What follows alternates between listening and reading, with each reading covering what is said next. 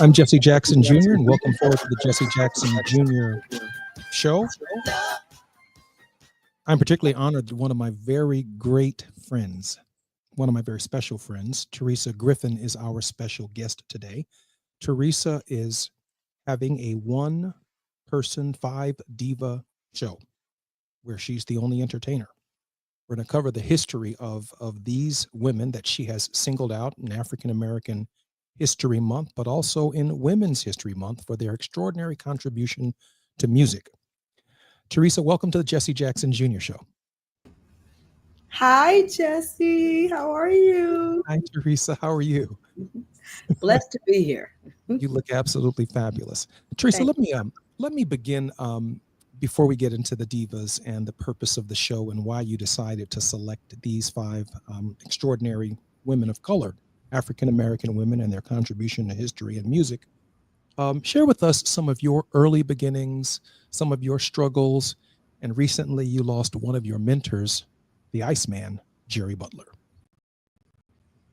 So, as you know, I'm a preacher's kid. I'm a PK as well.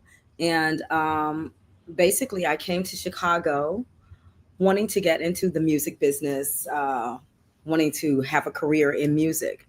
And while I was going through the struggles of the first part of, finding the right person to work with, learning about recording, I mean, I really was like, everything I did was almost like an internship. Every job was an internship because I was playing catch up. I was classically trained, so I really and grew up in the gospel, and so I didn't have a extreme knowledge about R&B, blues. I knew jazz because you grew up in Louisiana, but there was a lot of people that I really need to play catch up with, and luckily I was blessed enough to meet the Iceman Jerry Butler, who's a Rock and Roll Hall of Famer and who had helped a lot of artists in this business through a organization called CAMS. I met him and was able to perform, and that was just awesome. It was an awesome internship with Mr. Butler and a lifetime friendship being with his family. So through all of that, I actually met you all, your family. I met you. You took me to so many events. I performed for everybody who was anybody. I remember once she brought Forrest Whitaker to my show at Green Dolphin. And so what a wonderful people need to know how wonderful you are, and how wonderful our friendship was, and how instrumental it was also in helping me work and solidifying who I was, that I was the artist that you needed to hear. Because Chicago is that place where if you can get in, then you're in. And so that was, great. I got to, work for Oprah. I got to meet Diana Ross, and she passed me the mic, and Bernie Mac was my great mentor. So it's been a rich career coming up here in Chicago with this internship for life. Well, Los Angeles is in for a very special treat. By the end of this hour, they're going to know Teresa Griffin, and I expect a tremendous demand for you on the West Coast. I can't think of a more special gift to women in this country than the hour that we're going to spend with Teresa Griffin. Teresa, I know that Jerry Butler was a mentor, and he's certainly a music icon that we're all going to miss. Can you share with us your thoughts about his contribution to music? We have about 2 minutes before we come forward. I think that Mr. Butler, class and grace, I'll start with that, but also a very giving person when it came to the industry of writing. He was a great songwriter, so his catalog is thick. Even Rihanna has sampled some of his music, and Kanye. But being that person that says own your own music, and LTD was founded by Jerry Butler, which brought out Jeffrey Osborne. He started out with Curtis Mayfield, and they threw him out the group because they named it Jerry Butler and the Impressions. They're like, get out of here. People don't know that, but they remain friends, And but songwriters and Rhythm and Blues Foundation, helping out those artists that don't have money, healthcare. He was the epitome of a gentleman, even in music and in politics.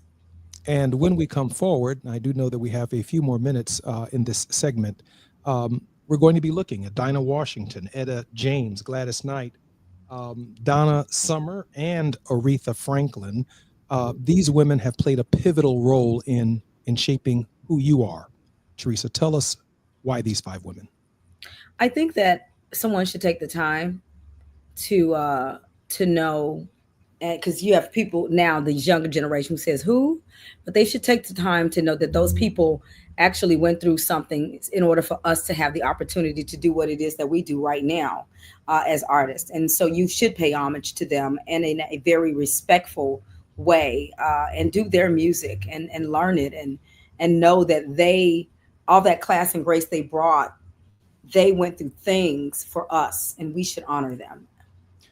I'm Jesse Jackson Jr. You're listening to the Jesse Jackson Jr. Show. My very special guest is Teresa Griffin. She is doing a one-woman show honoring five divas in Chicago, Friday, March 28th, 2025, from 4 to 5 p.m., 3 to 4 p.m. right here on our show. She's going to give us a little sample when we come forward of five extraordinary women: Dinah Washington, Etta James, Gladys Knight, Donna Summer, and Aretha Franklin.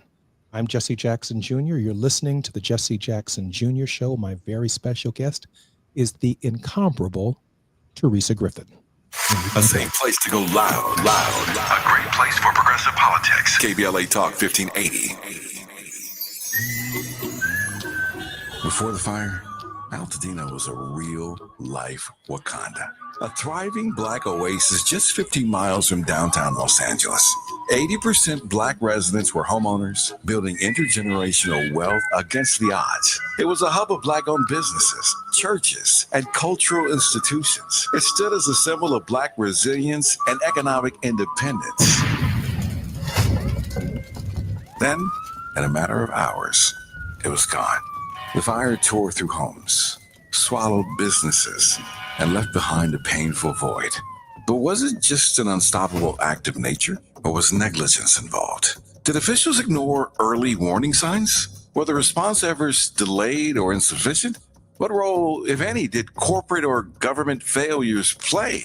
Survivors are demanding answers. Don't miss our KBLA Talk 1580 Town Hall. The Eaton Altadena Fire, 100 days and counting, on Wednesday, April 16th, 4 to 6 p.m. at the Robinson Park Recreation Center, 1081 North Fair Oaks in Pasadena. Join Dominic DePrima, Nee Cordelai Corte, James Farr, Tavis Smiley, and a panel of survivors, community leaders, and experts as we commemorate day 100 since the wildfires flared up, and we discuss where we go from here. It's KBLA's Eaton Altadena Fire, 100 days and counting Town Hall, Wednesday, April 16th, 4 to 6 p.m. at the Robinson Park Recreation Center in Pasadena. Light refreshments to follow. Admission is free, but sign up is required at our KBLA1580.com website. This is a community call to action, brought to you by KBLA Talk 1580 and Quinn Emanuel Trial Lawyers. At KBLA Talk 1580, we've got your black. Febreze. It's a classic odor tale. You fried fish for dinner, cleaned up, but the smell is still in the house. And the neighbors are coming over for game night. They're on their way. And then you spray Febreze Air Mist. Febreze Air starts working instantly to fight even your toughest odors, so you go from fish to fresh like that. Now, all you have to worry about is Pam cheating at charades. Breathe happy, Febreze, la la la la. It's been said that when someone you love has Parkinson's, you have Parkinson's. The Parkinson's Foundation knows that the disease doesn't just affect the diagnosed. It affects everyone who supports and helps care for them. If you have questions, the Parkinson's Foundation has answers. We can help you understand the disease and give you tips for living a better life. Find your answers at parkinson.org or call 1-800-473-4636. The Parkinson's Foundation. Better lives together. We're not for everybody, but we're for everybody. You're listening to KBLA Talk 1580.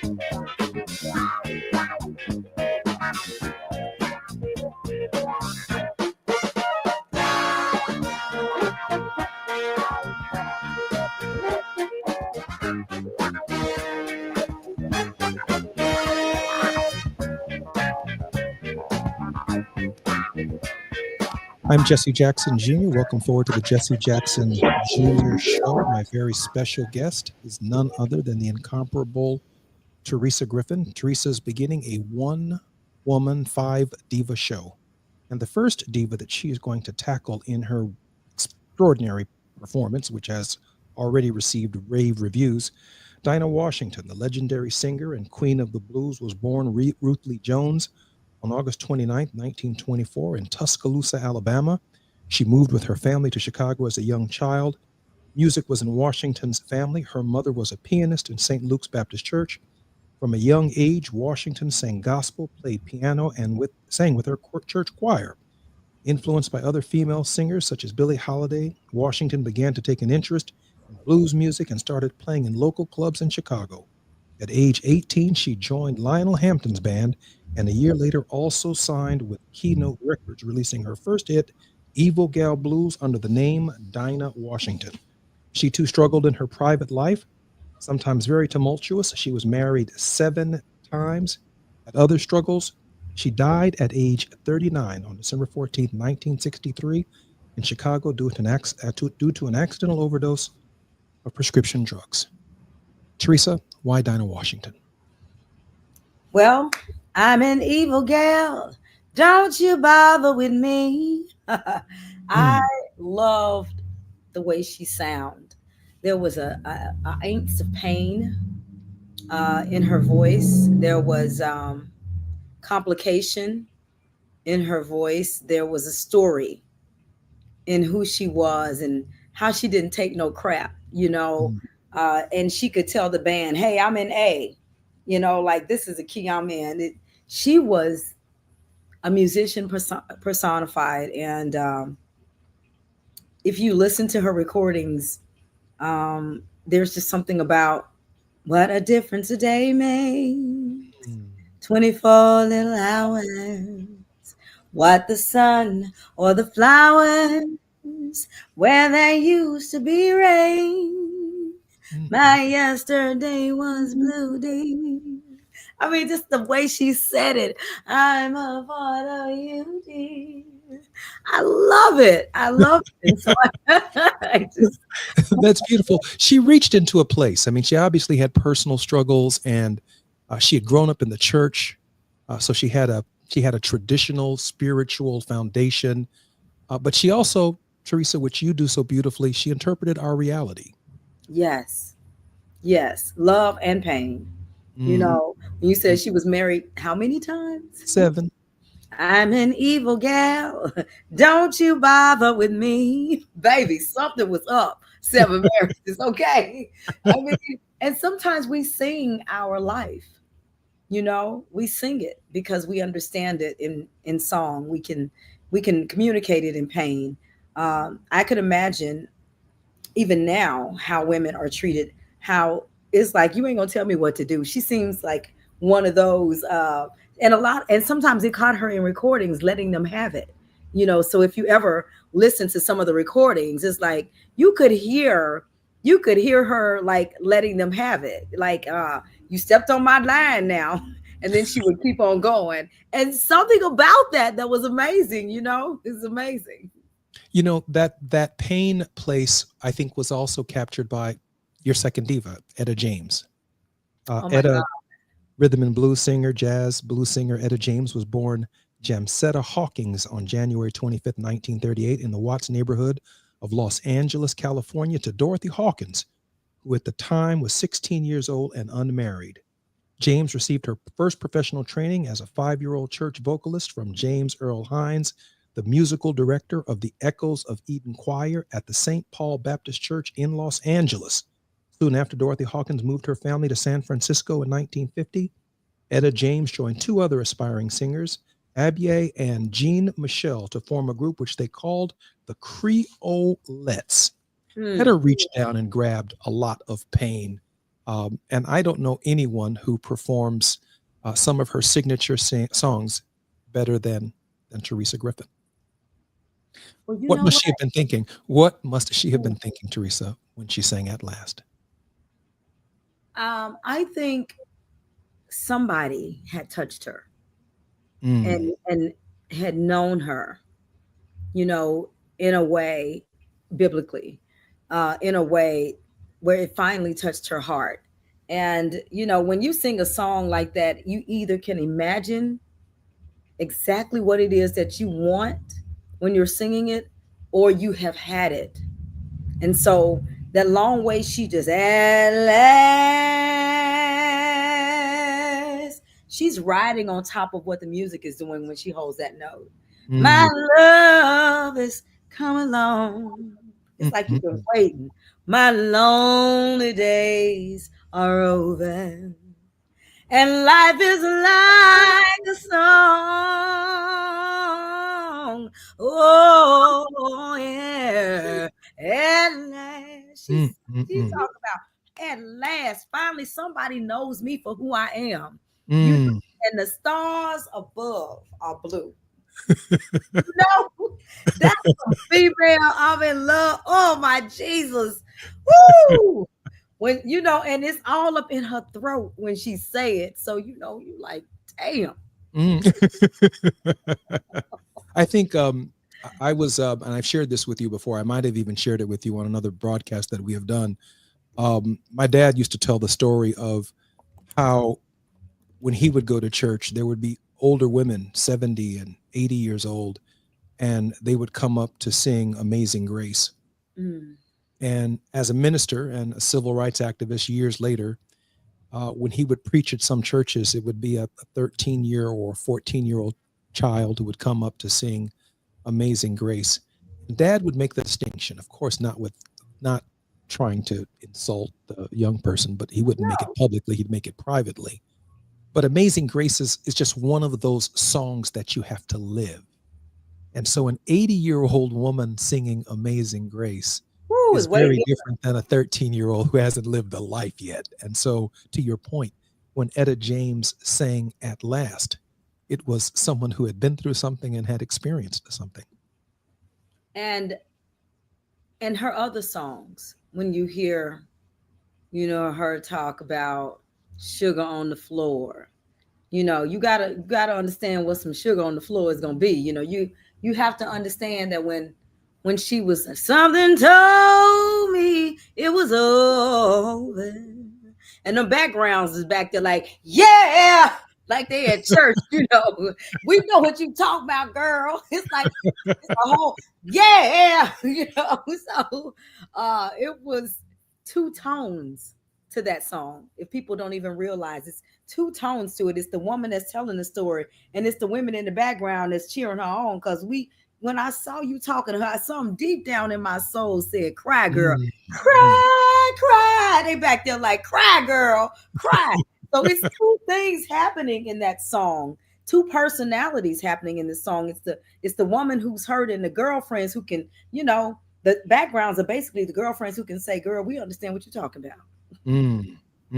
I am struck by the depth of which the depth of the pain that is brought forward based on the experience of relationships, personal relationships, even Ma Rainey and others who came, you know, with their issues to the jam session, to the recording.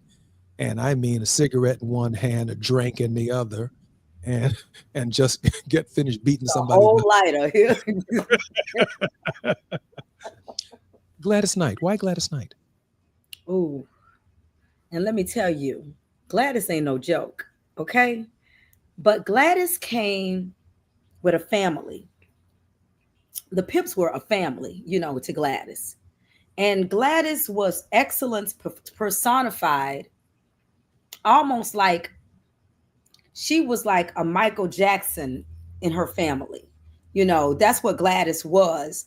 And this awesome woman carrying a group who also dark skin, you know, she had beautiful hair before she even cut it off, you know, but Gladys was everything, but she had this family with her, and she had a way of telling a story as well. When she was, you know, when you look at the music, I remember Daddy, you know, Daddy could swear.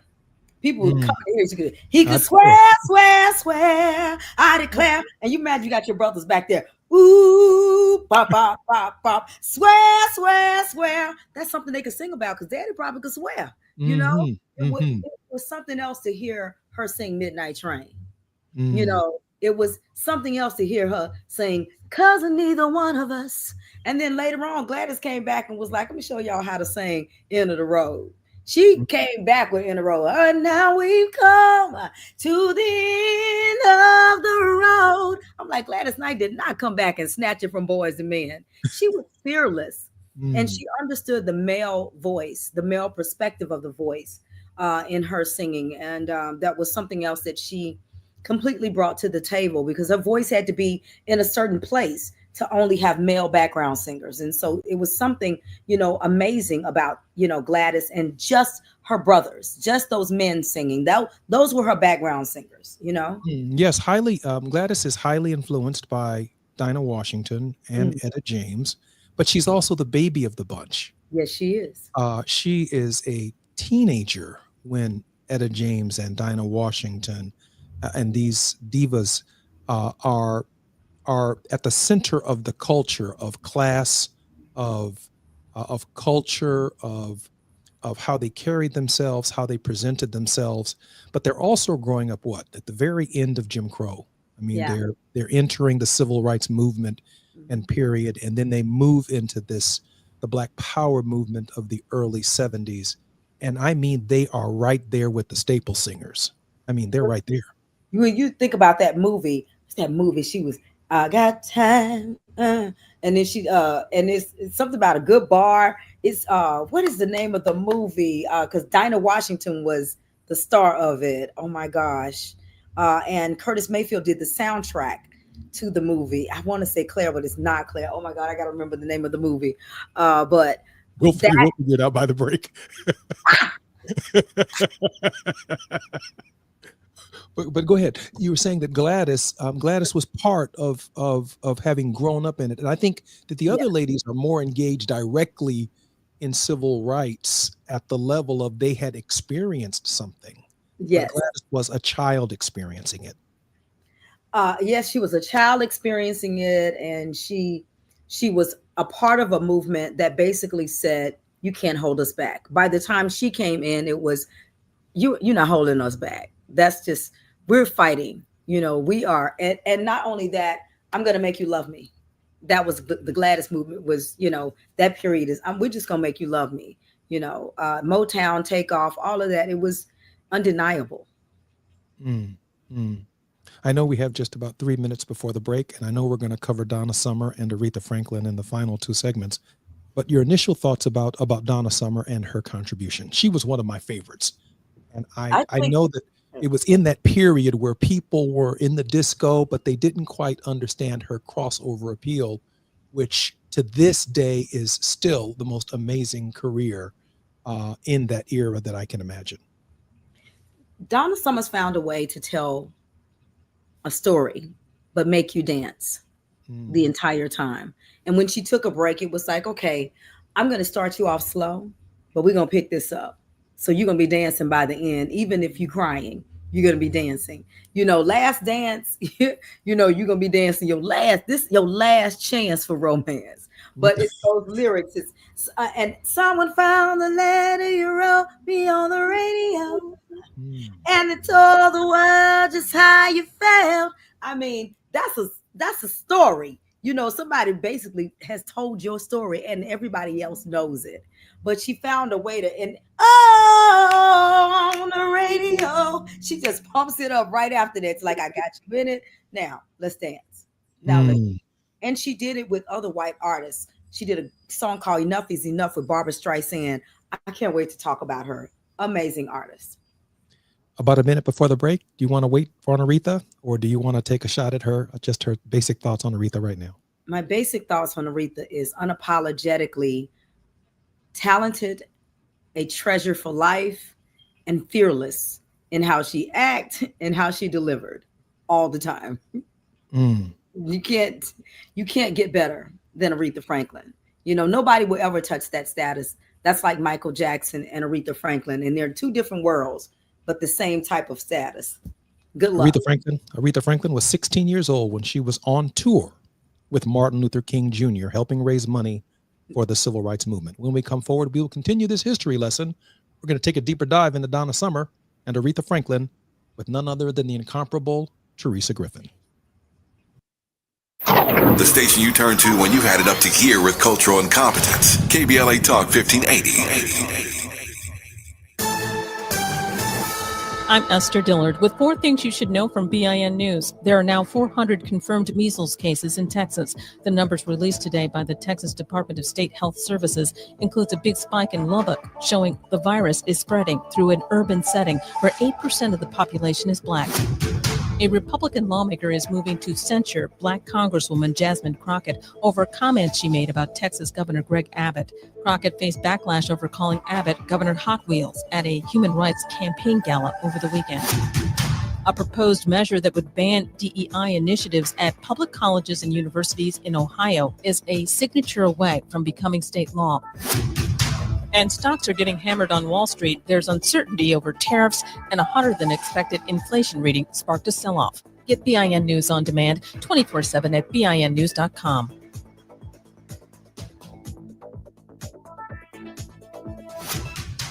The Crohn's and Colitis Foundation has been at the forefront of inflammatory bowel disease research and care for over 50 years. Learn more about research, education, and support at Crohn'sColitisFoundation.org.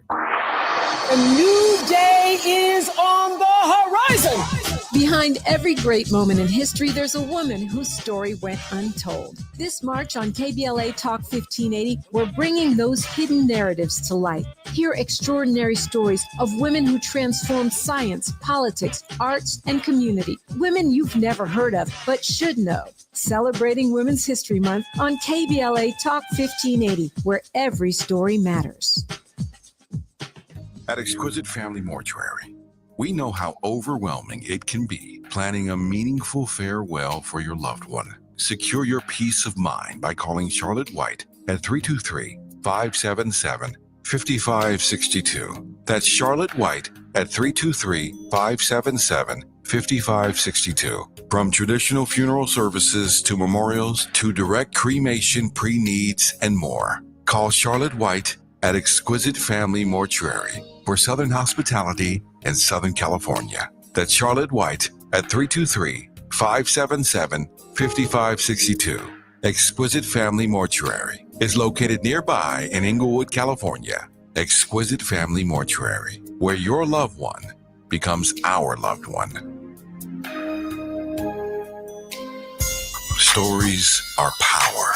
The Black Land Lost Narrative Archive Project is an effort to collect, preserve, and amplify stories of Black land loss. It will form an invaluable resource for scholars, authors, historians, educators, storytellers, policymakers, and change agents who wrestle with issues of restitution, reparations, racial inequality in home ownership, and the racial wealth gap. Through documenting stories of Black land loss, the archive will help demonstrate the magnitude of what Black families have lost and will continue the national dialogue to encourage paths to restitution, rebuilding, and healing. Support the Black Land Lost Narrative Archive Project by visiting www.blacklandlost.org or by donating at www.blacklandlost.org/donate. Spread the word to inspire awareness, activism, leadership, and change. And join us in making a lasting impact. This is a community call to action from KBLA Talk 1580. We've got your black. If you're living with dry age-related macular degeneration or dry AMD, you may be at risk for developing geographic atrophy or GA. GA can be unpredictable and progress rapidly, leading to irreversible vision loss. Now there's something you can do to slow it down. get it going slower. Izervay is proven to slow GA progression. Izervay gets GA going slower. Izervay or avacincaptad Pagel is a prescription eye injection used to treat GA. Don't take it if you have an infection or active swelling in or around your eye. Izervay can cause eye infection, retinal detachment, or increased risk of wet AMD. Izervay may temporarily increase eye pressure. Your vision may be impaired after an eye injection or exam. Don't delay. Ask your doctor about Izervay today. Izervay gets GA going slower. Visit Izervay.com. That's IZERVAY.com. Texting enrolls you into recurring automated text messages. Consent not required to purchase. Message and data rates may apply. Hey, Dan, how you doing? Haven't seen you around the gym for a while. Yeah, I've really fallen off. Since I turned 40, I just don't get the results I used to get. Could be lower testosterone. Lower T? Yeah, I went through it a while back. Once you hit 40, your body has less free testosterone. I got Nugenix Total T, and it's made a huge difference for me. I've seen that ad on TV. Is it for real? Oh, yeah. The key ingredient is something called Tesnor, which helps boost free and total testosterone levels to help you trim up and stay lean. And it's made a difference for you? Man, I feel like I'm in my 20s again, at work, in the gym, and in the bedroom. Are they still giving out complimentary bottles for people to try it for themselves? Yeah, you just need to send them a text. Text ROCK to 42424 right now for your complimentary bottle of Nugenix Total T, the #1 selling testosterone booster at GNC. Plus, text now and we'll include a bottle of Nugenix Thermo, our most powerful fat incinerator ever, to help you get back into shape fast, absolutely free. Text ROCK to 42424. That's ROCK to 42424. This is KBLA Talk 1580, where everybody is somebody and nobody is a stranger. You belong here.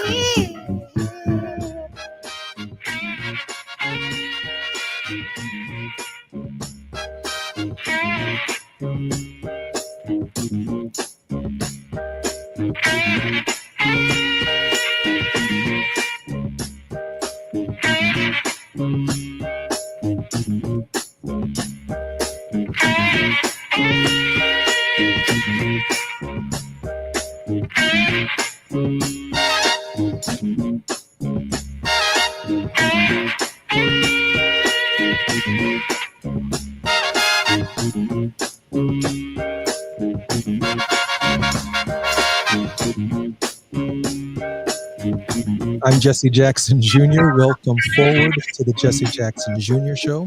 My very special guest is singer-songwriter Teresa Griffin, who was born on August 25th, 1969 in Monroe, Louisiana.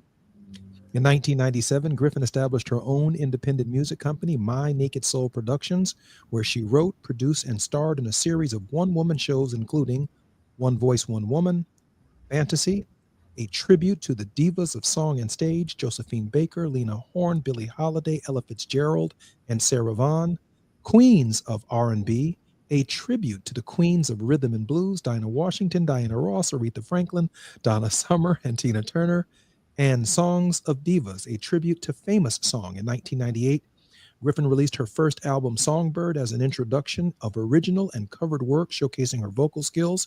In 2002, she toured with Patti LaBelle and performed background vocals. That same year, Griffin produced and presented her one-woman show, One Woman, One Voice, a musical tribute to the queens of song. She also produced Fantasy, the divas of song and stage, a tribute again to Josephine Baker, Eartha Kitt, Billie Holiday, Ella Fitzgerald, and Lena Horne.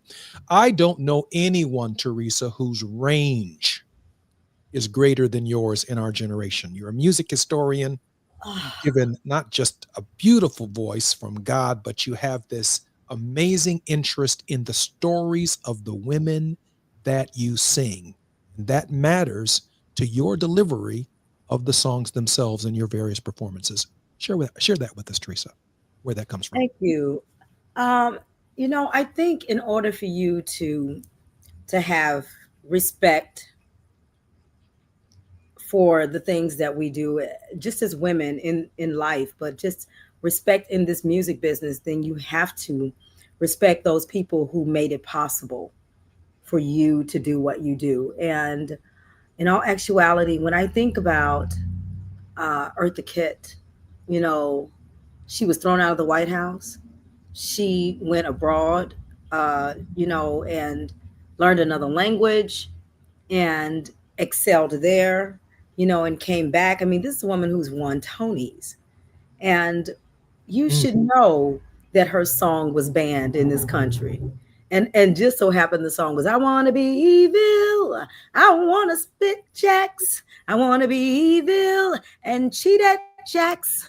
I want to be wicked. I want to tell lies. I want to be mean and throw mud pies. I mean, literally, this woman, just her everything, her essence. You should want to know. You should want to know that Diana Ross, went through a lot of stuff. That group itself, the Supremes, was what a lot of women based themselves glamour on. Diana was glamour and still is glamour, but she was glamour for an age of women. And when you talk about we wanted to, you want to be that type of artist, you want to bring something, not taking things away, but you want to bring something because these women brought something. And so I always screen myself. I could always do worse. I could always let the worst of me come out. But what if I don't? What if I create something like what they did and some young girl is inspired? Then my singing has not been in vain. Can we double back to Donna Summer for a moment?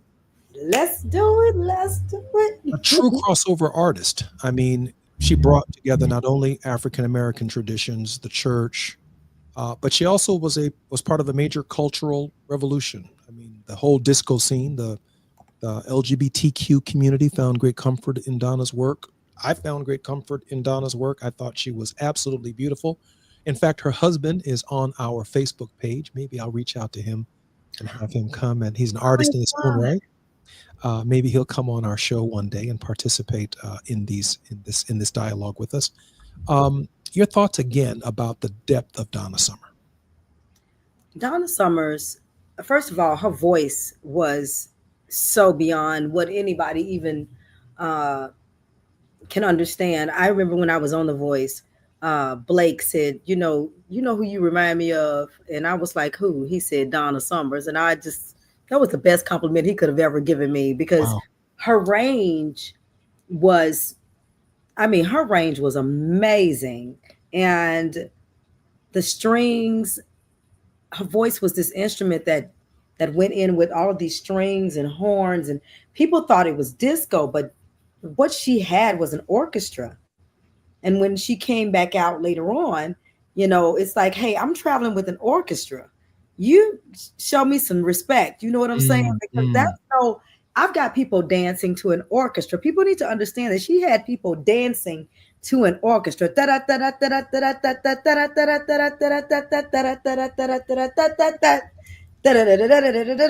I mean, like literally, these were, if you sit down and write these here charts and these horn parts and these string parts, we're talking violins.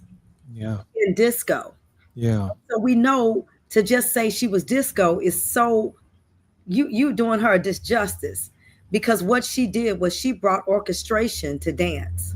And that was what Donna Summers did. This Black woman brought orchestration to dance.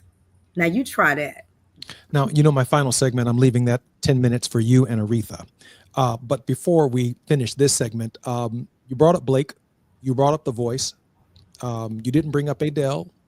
But why don't you hit that little note right there for us so that our listeners can develop a full appreciation of who Teresa Griffin truly is? Oh,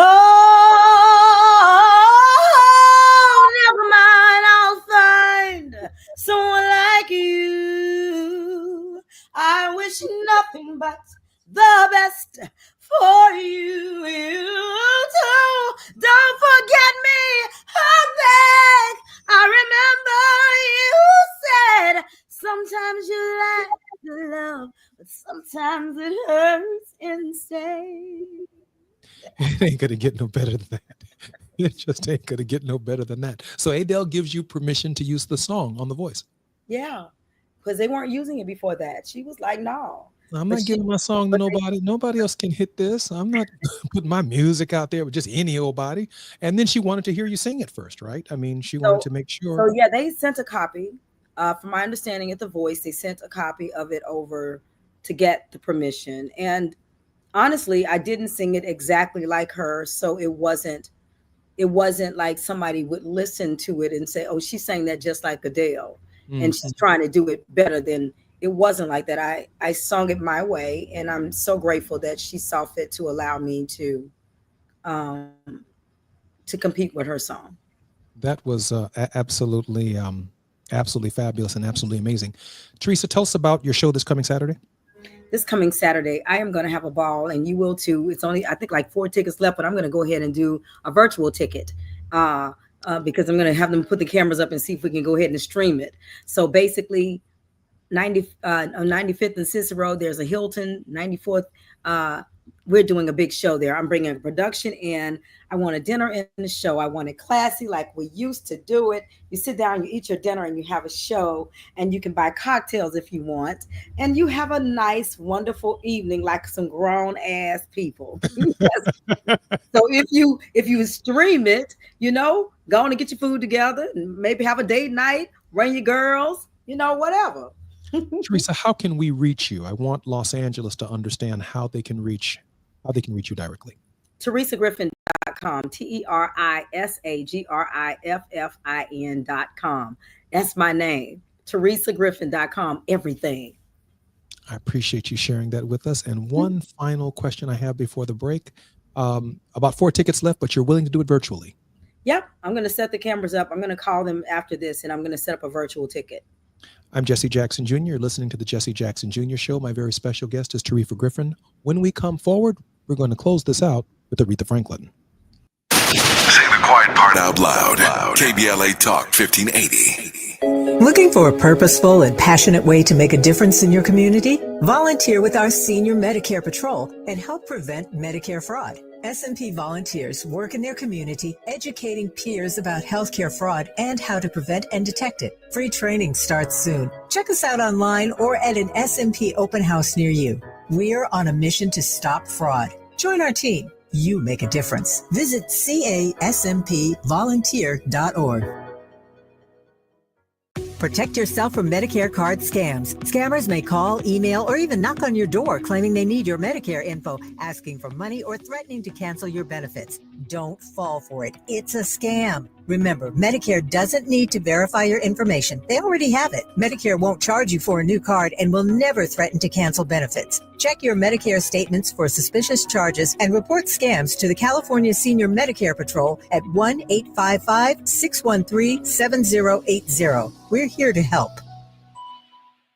We all hear the radio ads about the IRS. They tell you to be afraid, to be scared, and they try to frighten you into calling. I'm not here to do that. Tax Relief Advocates is different. TRA is here to tell you that if you owe money to the IRS, whether it's $5,000, $50,000, or $500,000, we have a solution. It doesn't matter if you're sitting in your car, at work, or with your kids. No matter where you are, call now. 800-550-9651. Don't lose hope. TRA can eliminate or reduce what you owe to the IRS. Generous programs are now available that can give you a fresh start. Our passion is taxes and helping individuals fix their IRS problems. We have over 1,000 5-star reviews on Google and an A+ with the Better Business Bureau. You don't need to be afraid of the IRS any longer. End your tax nightmare today by visiting us online at TRA.com or call 800-550-9651. That's 800-550-9651. Tax Relief Advocates. Real solutions for real people.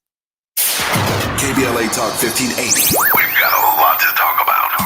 KBLA Talk 1580, connecting you with services and solutions. LA County's new Justice Care and Opportunities Department, or JCOD, is here to support justice-involved individuals and their families. The JCOD Support Center is now taking calls at 1-833-LACJCOD. That's 1-833-522-5263. Available 7 days a week from 6 a.m. to 11 p.m., the Support Center is your one-stop shop for re-entry issues and court support. They offer court reminders, vendors, connections to local services, transportation assistance for housing, court appearances, and childcare. The JCOD hotline provides personalized help to connect you with services that you need. And don't forget to check out justiceconnect.org for more information. Remember, it's free and available every day at 1-833-522-5263. This is a community call to action from KBLA Talk 1580.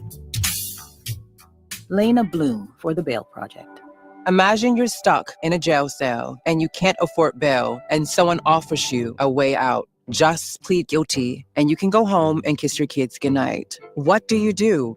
What thousands have. You plead guilty whether you are or not.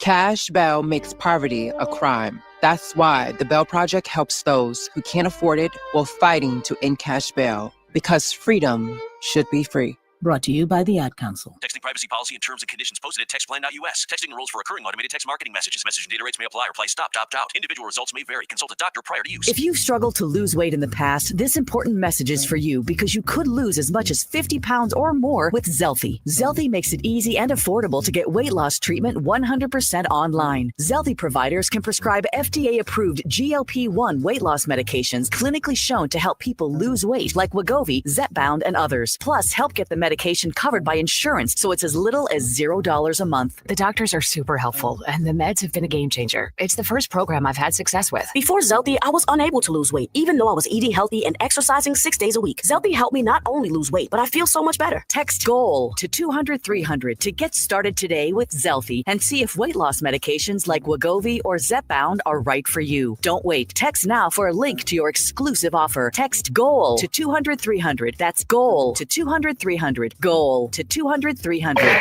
This is KBLA Talk 1580, where hate meets a scholarly match. Hey!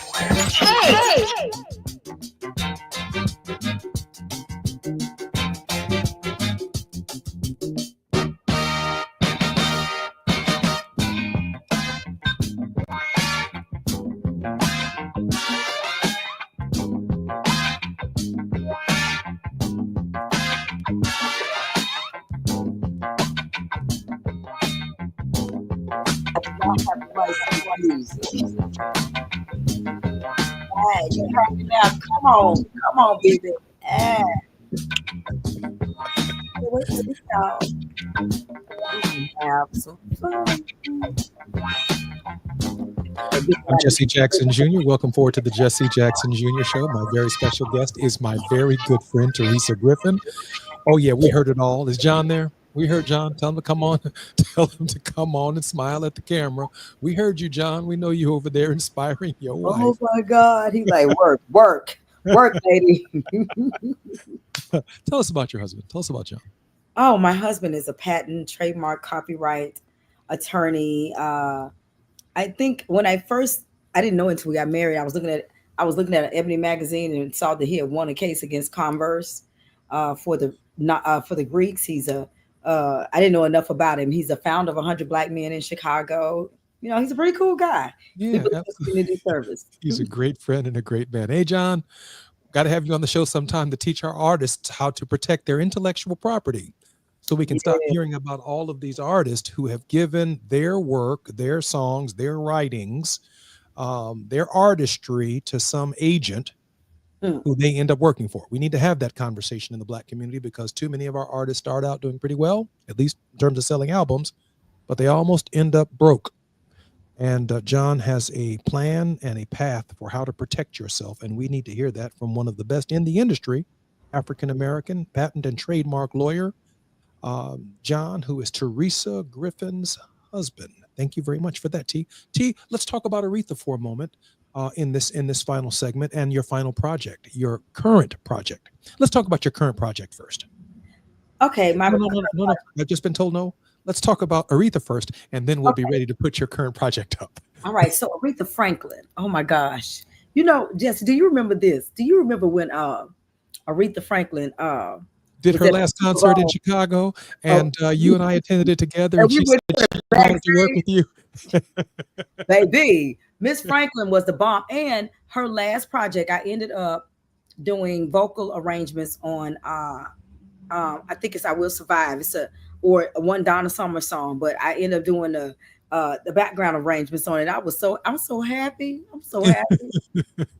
I will survive. Baby, she was working it out, okay? But she like a hot room. Right now, she be happy in this room right here. I don't know, we got a heater going, but let me get back to it.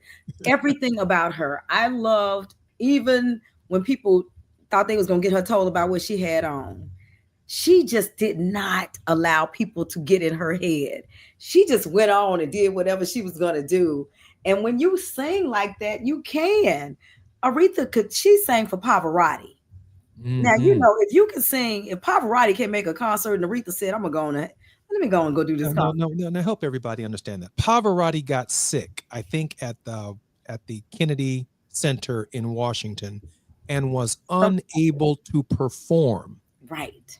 And Aretha, without practicing with the orchestra, said, I will stand in for Pavarotti. Yeah, he asked her to do it. And she was like, well, let me go learn it, baby. Let me go.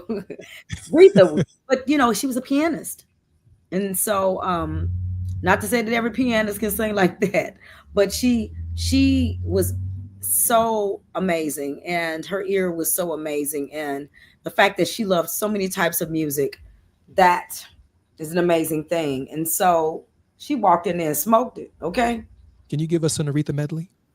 Baby, baby, baby, sweet baby. Something that I just gotta say. Baby, baby, sweet baby. You left me hurting in a real cold way. Speak my name and I'll be free. Oh, we're going riding on the freeway of love in a pink Cadillac. Yeah, we're riding on a freeway of love in a pink Cadillac. But I also loved to make you laugh. I'd be a fool for you. Although the people turn and stay, I really don't care. I would give my everything to keep you, boy. It breaks my heart when you're not there. I'll stage a ballet on the tabletops. She was everything, wasn't she? You're no good, heartbreaker. You're a liar and you're a cheat. And I don't know why I let you do these things to me. The way you treat me is a shame. How could you hurt me so bad? Baby, you know that I'm the best thing that you ever had. Kiss me once again. Well, C.L. Franklin right there. Now, her daddy was the biggest and baddest preacher in the history of our tradition. And that was all C.L. Franklin right there. That was hooping. That's where the hoop came from. Come on. Come on. And after all of that, she came back with Precious Lord. Take my hand. Lead me on. Her Amazing Grace album won the Grammy. That was, something else to hear her, when you get to that verse on Aretha's life.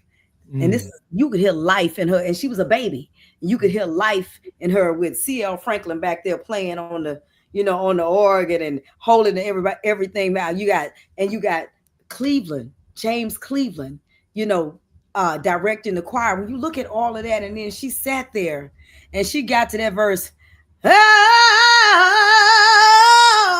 Everybody's like, oh my God, what you gonna do? Everybody was in that audience. Sitting there listening to Aretha Franklin sing gospel. Teresa, we have about 3 minutes before the end of our program. I want to put your current project up, and I want you to take your time and share with us. Oh, you don't have to worry about it. I'm going to put it up right now. But let me see the album that you're holding up. There we go. Teresa, tell us about this project. This project is my understanding that I am more than a woman. And right now, even Stevie Wonder's radio station out there in LA is playing my song When You're Around Me. And I wrote it because I finally understood a lot of things as a woman. And I'm just grown, and I'm not apologizing. And it's probably the best thing I've ever written. And I'm so happy that people have good ears. are now listening and wanting something like this. So thank you, Stevie Wonder radio station. Thank you, Chris, over there for starting and playing. Chris Malone. Thank you, Derek, here in Chicago, who said you must do this. And I can't wait till this show is over so I can put my hair back like it's supposed to be. We braid it down tighter than Dick's hat band up here, okay? Can't wait to do my hair back like I'm supposed to have it. But I'm doing wig changes and outfit changes. You've been to the show, so I'm can't wait. But When You're Around Me is my single that's doing number 33 on Billboard. And I am asking everybody to go to my website. You can pick it up on my Shopify.